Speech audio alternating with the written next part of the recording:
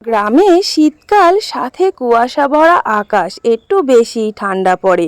ছেলে সকালবেলা ঘুম থেকে উঠেই ওর বায়না দাদুর কাছে যাব ঘুরতে।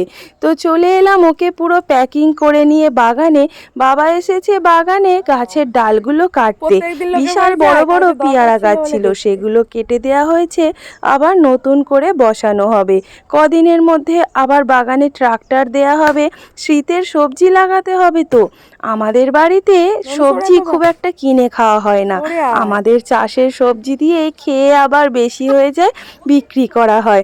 মুরগিগুলো এখানে খাওয়া দাওয়া করছে। আমাদের বাড়িতে সব রকম পশু পাখি চাষ আছে। তো আকাশটা দেখো কি সুন্দর লাগছে, সাথে একটা বিশাল বড় প্লেন যাচ্ছিল। ও বাবা, আমি তো সেই ছোটবেলার মতনই প্লেন দেখে করতে থাকি, দেখ দেখ কি বড় প্লেন যাচ্ছে। কিন্তু ওরা যত নিচে নামবে তত তো বেশি